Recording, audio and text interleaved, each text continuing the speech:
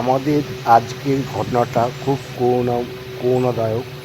কারণ সারা ভারতবর্ষে বিভিন্ন গ্রামে নদীর ধারে পুকুরের ধারে বিভিন্ন ধরনের মানুষ বাস করেন। তাদের একটা যে জলজান্ত উদাহরণ, একটা জীবন কীভাবে পুকুর নদী খাল বিলের ধারে যারা থাকে তাদের এই ধরনের ঘটনায় কত শিশুর জীবন গেছে। এই ধরনের পরিস্থিতিতে মানুষ কত রকমভাবে তার সন্তানকে মার কোল থেকে কেড়ে নিচ্ছে।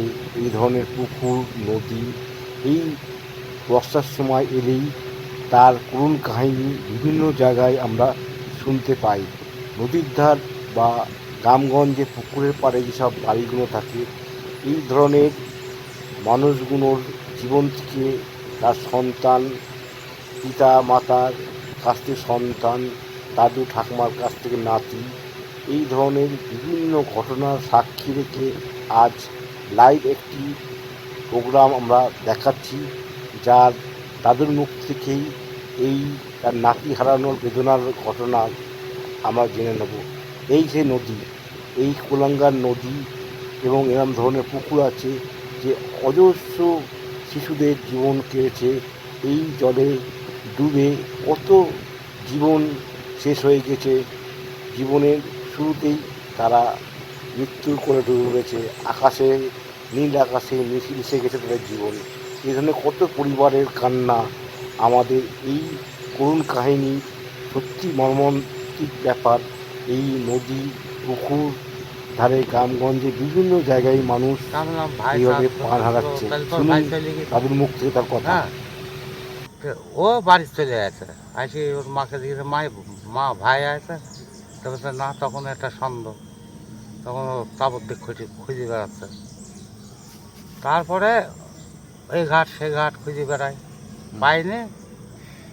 আমার এই ওখানে কাকাতো ভাইয়ের বাড়ি আছে, ওই জায়গায় যাই আমার এই সেই দাদা, কাকাতো ভাই দাদা, ওকে বলি যেটা আমার ছেলে পাচ্ছে না, কোন জায়গায় স্নান করতেছিল, যাই ও সে তাড়াতাড়ি করে যাই খুঁজি। 3 ঢোকের বেলায় আরও আমার ভাইরা আছে, তখন পাশের ক্লাবের ছেলেপেলেটা আছে, ওরা নামিয়ে তুলেছে। তখন নাবের কাছে হালকা এরম করতেছিল, ওকে তুলতে তুলতে তাও এইখানেও আধ ঘন্টার বেশি হয়ে গেল, জানেন তো। দিয়ে তারপরে তো হসপিটালে নিয়ে যাই, গেটের কাজ যাই, মেজো ছেলেগুলো গেটের কাজ যাই, দেখছি বাবা মুখ যখন হা করে ফেললো, তখন আমার আর মনের মধ্যে ভালো লাগে না। হ্যাঁ, শুনলাম মারা গেছে। বলুন, এখানে সমাধি দেওয়া আছে। ইয়ে কেজা বার করছে 22 হিটের লেখা আছে।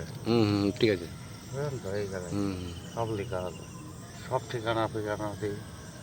হ্যাঁ, এই পাড়ার লোক এখানে ও লাইট করে ক্লাবের ছেলে পেলে সব লাইট এখানে জ্বালে, এখানে বসা যাচ্ছে না, অন্ধকার জঙ্গল, লাইট টাইট দিই। তারপরে কিছু কিছু ছেলে পেলে আমাকে বললো, ভগিদা তুই মিস্ত্রি, তুই এখানে একটা ছোটো করে একটা বেদি করে দিস। আমি করে দেবো, এই জায়গাটা ঘিরে নেবো, আমি করে দেবো। এই হলো, তুই তো দাদু হও। হ্যাঁ।